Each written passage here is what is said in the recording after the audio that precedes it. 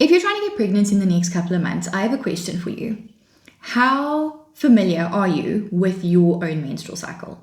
Do you know how long it is? Do you know when you're in your fertile phase? Do you know how long your luteal phase is and if it's long enough to sustain implantation? Do you even know when your luteal phase is? If you answered no to any of these questions, don't feel bad, but stick around because this video is for you. I am going to be going through the menstrual cycle and its key phases and why, if you're trying to get pregnant, it's important to know this information. So in this video, I am going to be breaking down and explaining the different parts of the menstrual cycle. Now, before you roll your eyes at me and think, oh my goodness, I did this in high school and it was boring then, I don't really feel like doing it again, I am going to give you a simple and relatable explanation for each of the phases and explain why it's important to know each of these phases, why it's important to be able to identify these phases, and how you can use this information moving forward when you are trying to have a baby. So to start off, let's talk about the menstrual cycle as a whole. A lot of times I chat to ladies, and when I ask them about their menstrual cycle, they will tell me about the bleeding part of their cycle alone. Because for most women, that's the only part of their cycle that is identifiable. So that's what they think their menstrual cycle is. When in actual fact, your menstrual cycle runs from day one of the bleed, so day one of the menstrual phase, all the way through to the following bleed. So it's the bleeding days in the beginning and all of the other days in between. And even though it seems like nothing is happening in those days, actually your body is working overtime during that period to prep your body to getting pregnant and then to sustain the early implantation and development of an embryo. Now that you know what a full cycle is, we can look at breaking it down into smaller parts according to what's happening in your body. So essentially there are two halves to the cycle, and it's not exactly like split down in the middle equal halves, but just to give an overall picture, there is the beginning half of the cycle, the not yet pregnant, but still working really hard behind the scenes to prepare for everything. And then the other half of the cycle is the might be pregnant. So let's behave in a way that is supportive to possibly growing and housing a new embryo. So just to recap, not yet pregnant first half, maybe pregnant second half. And at the end of the second half, that's usually when you do your pregnancy test, if you missed a period, and that will tell you whether or not you're pregnant. Now, the first half of the cycle is actually divided into 3 subsections. And that is the menstrual phase, the follicular phase, and the ovulatory phase. All of those are not yet pregnant phases, but working really hard to get pregnant. Then the second half of the cycle is a phase all on its own, and we call that the luteal phase or the luteal half of the cycle. Now, what I'm going to do to make this easier to understand and to conceptualize is compare these 4 phases. So that's menstrual, follicular, ovulatory, and luteal to the 4 seasons of the year. Now, just like the 4 seasons of the year, you get summer, autumn, winter, spring. In that order, nothing ever changes, and each phase has its own set of characteristics. The same thing happens in your body. Every phase also follows in an order. It's always menstrual, follicular, ovulatory, luteal, cycle after cycle after cycle. They're never going to change phases and happen in a different order. And just like the seasons, they also have their own characteristics that make them recognizable and can give you an insight into where you are in your cycle, because that's going to give us information when we're trying to get pregnant, which I'm going to get to in a little bit. But first, let's now look at the characteristics of the different phases using the seasons as an analogy. So let's start off with the very first phase that we go into, and that is on day 1 of the cycle, which is day 1 of the bleed. So that's not spotting, it is the actual day 1 of a full flow of blood. And this we call the start of the cycle, but it's also the start of the menstrual phase. And if we want to think of this in terms of seasons, we compare this to the internal winter. All right. So now I want you to take a minute and just think about winter. Okay. Think about the landscape. Think about the behavior of nature during winter, because what's going on there is kind of symbolic with what's going on inside your body as well. So much like winter, it is a time of barrenness. The leaves have fallen off the trees. The grass is dead and dry. There might be snow. The animals are hibernating. There is no fruit and vegetables and butterflies and bees and all of that kind of stuff. It's this time where everything is still and flat. Not quite, but you get the picture, right? And the same thing happens in our bodies. So our cycles are run by hormones. And if you think about it in this way, hormones are a bit like directors in a play. They are the ones giving instructions that tell the actors what to do. And in this case, our actors would be our ovaries and our uterus. So these hormones, these directors, are at different levels at different parts of the cycle. And on day 1 and day 2 of the menstrual phase, our hormones, the directors, are kind of like flatline. They're at the lowest they're ever going to be. And so it seems from the outside that not much is happening. So that's why it kind of feels like this internal barrenness of winter. Also think about your own behaviors. It's a time of like introspection and coming into yourself and keeping yourself close and being a bit like shut off to the rest of the world. This idea of hibernation and all of that kind of stuff. You might find that you have zero energy to do anything. A lot of people really struggle with the menstrual phase being a time in their cycle where they struggle to even get out of bed to do tasks because they flat, they have no energy. And that's because, like I said, the hormones are just not doing anything.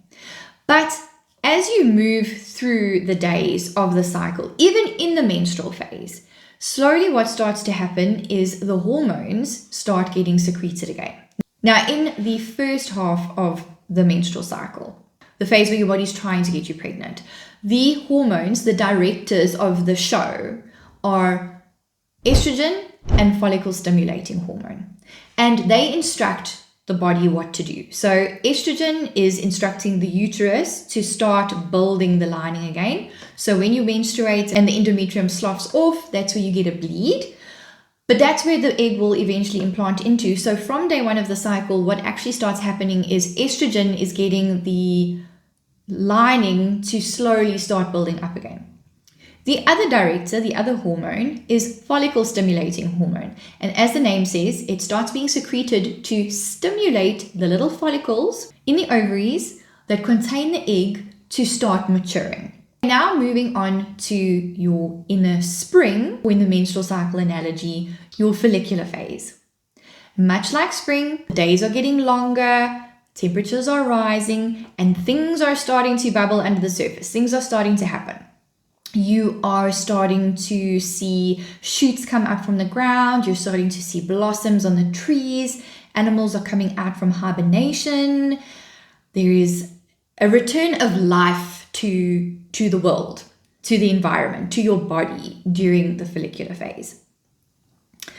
And that's because the hormones, the directors, are starting to really pump through your body, and their levels are starting to increase, and they're like calling the shots, and things are starting to happen to get you out of your hibernation phase and your solitary phase into a more social phase and a more energetic phase and a more expressive and creative phase. And so you might find within yourself that you are starting to want to be around other people more often. Your social tolerance is much higher than it is when you're in your menstrual phase, and you are enjoying company and you're doing a little bit more daredevilish type things. And that is no coincidence, it's no accident, that's by design. Your body is trying to get you to socialize so that you could possibly find a mate, because you need a mate. Bear with me with this bigger picture. You need a mate to get pregnant. You need sperm to fertilize that egg in order to get pregnant. And the only way you're going to get sperm is if you're out and about and socializing with potential mates. Okay, so now we've gone through the whole of spring. Your hormones are really pumping through. That estrogen and FSH is doing its thing. You've got a beautiful ripe follicle waiting. Your estrogen is at its all-time high, and this then takes us into the very next season, which is our internal summer. And in terms of the menstrual cycle, it is our ovulation phase. Okay, now ovulation is like the highlight of the menstrual cycle because, spoiler alert, it's the only time that you can actually get pregnant. It is the only time that an egg is released out of the ovary. Up until this point, the egg has been housed inside the ovary, and no matter how much sperm is around there, it cannot fertilize an egg that's still inside the ovary. That egg needs to be released during the event of ovulation in order to make it accessible to sperm, which is what you need for fertilization. So everything in our cycle kind of gets us to this point. It is the highlight of the show. It is our summer. It is when we are the most bountiful. We are voluptuous. We are at our physical peak. We are at our hormonal peak. We are at our reproductive peak. It's like the heat of summer, and our internal body is having like this pool party. It wants to socialize, it wants to get out there, it wants to have fun, it wants to mingle, it wants to have sex. During ovulation, testosterone, another director, is released, which increases our libido, which makes us want to go out and look for sex. Funny how our bodies do these things, eh? And all of this is to give us the best chances of getting pregnant.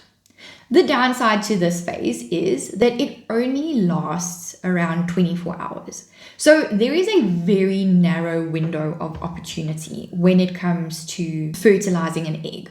That is why it's so important to know where you are in your cycle so that you know when you're approaching your ovulatory phase, so that if you are planning on getting pregnant, you're having sex in and around this time to make sure that sperm is there ready and waiting in that 24-hour window to fertilize that egg. And that brings us to the end now of the first half of the cycle. Now we're going to talk about the second half of the cycle. So that is the luteal half of the cycle. It is the half of the cycle that you could possibly be pregnant. Because after that egg gets released out of your ovary into the fallopian tube, your body actually doesn't know if it's pregnant yet. And if you are familiar with trying to conceive terms, this phase is often referred to as the 2-week wait, the dreaded 2-week wait, because you don't know and your body doesn't know. There are no signs yet and no tests available quite yet to determine if that egg was in fact fertilized and you are, for all intents and purposes, pregnant. But because the body doesn't know this, everything that happens in this phase is about maintenance. And the director of this phase, the hormone that runs this phase, is called progesterone. And this hormone helps maintain everything as it is at ovulation to keep the environment in this perfect condition, ready and waiting for the implantation of an embryo. Progesterone is secreted by what we call the corpus luteum. And if we go back to the first half of the cycle and we spoke about that little follicle that was growing, that was being stimulated and maturing, that has the egg, once that egg is released, that follicle turns into the corpus luteum and it starts secreting progesterone. And that hormone is to maintain the uterine lining as is, ready and waiting for the embryo. And we then refer to this phase as the internal autumn, because you've had your highlight at ovulation, which was your internal summer, where you were like out there and outgoing and living your best life. And from the time that you go into your luteal phase and progesterone starts getting secreted, you find that you actually start like coming down a bit again. Your energy starts getting a bit lower. Your social tolerance gets a bit less. You would far prefer doing things in isolation or being solitary than being out and about with people. And you start like taking stock again and coming closer towards yourself.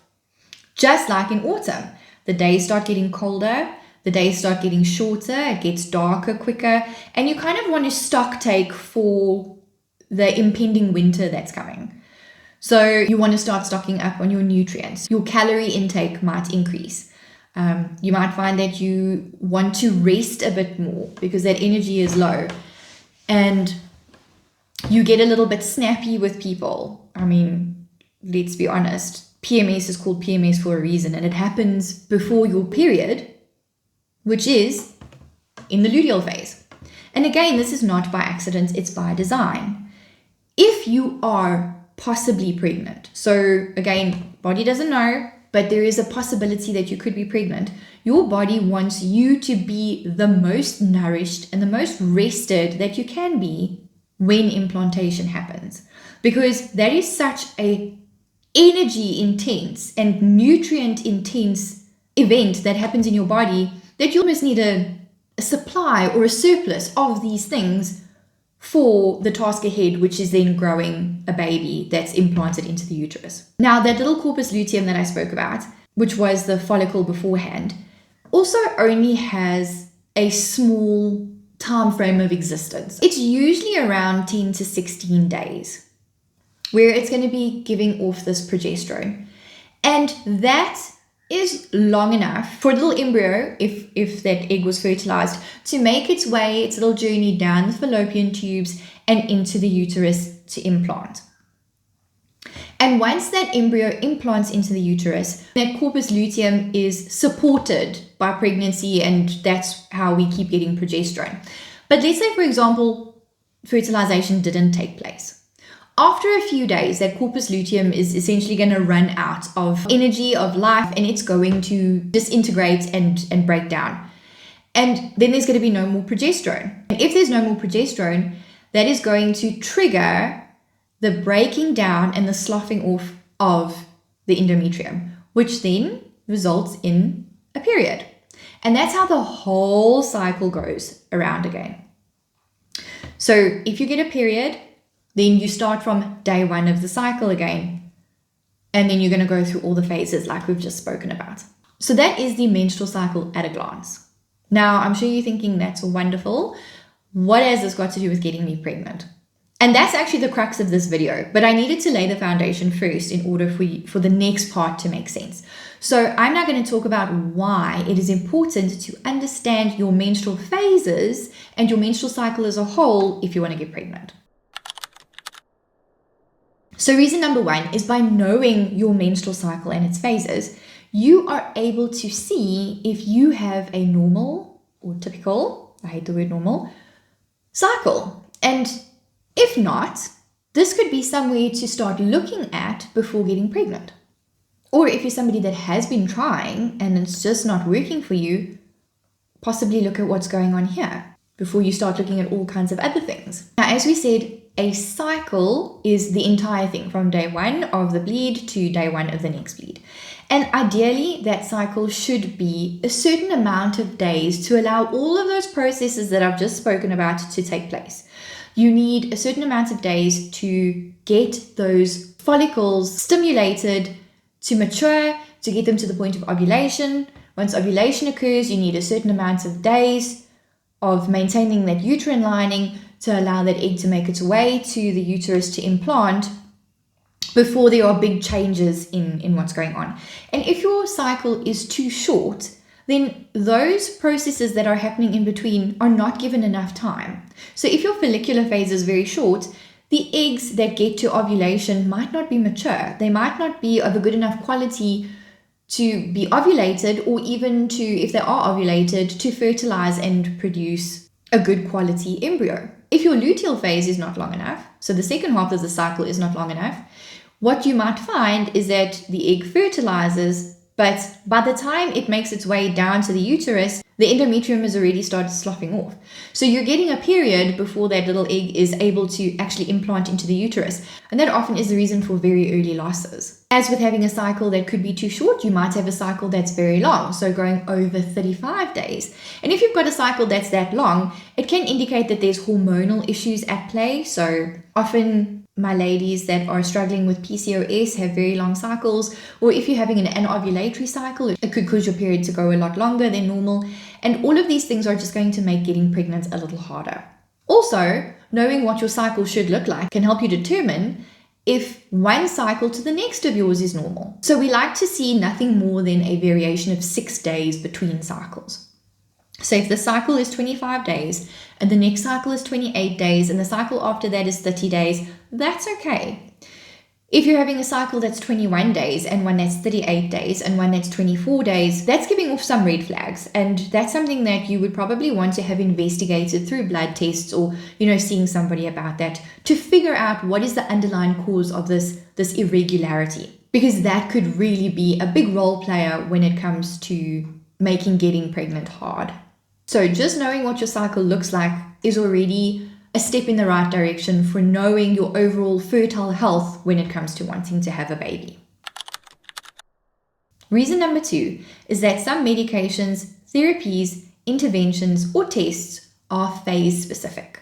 So knowing what phase you're in and making sure that you are doing the tests or avoiding certain therapies in phases where it's not safe is also going to help you in the long run with getting pregnant and maintaining the pregnancy.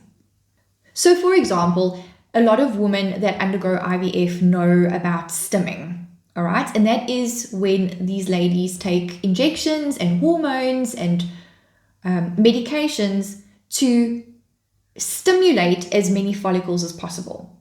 Now that can only happen in the phase of the cycle where eggs naturally get stimulated. So that happens in the first half of the cycle, that follicular phase of the cycle. Taking medications that are designed to stimulate the follicles in the luteal phase is not only a waste of time, but it's a waste of your money and can really put your hormones out if you are taking synthetic hormones. The same can be said for if you are somebody that is deficient in progesterone and you're having a lot of pregnancy losses and your doctor suggested that you take progesterone supplementation. You need to be taking that in the luteal phase, the phase where you would naturally have progesterone. If you take progesterone supplementation before your luteal phase, so before ovulation, you're going to knock your hormones all over the place.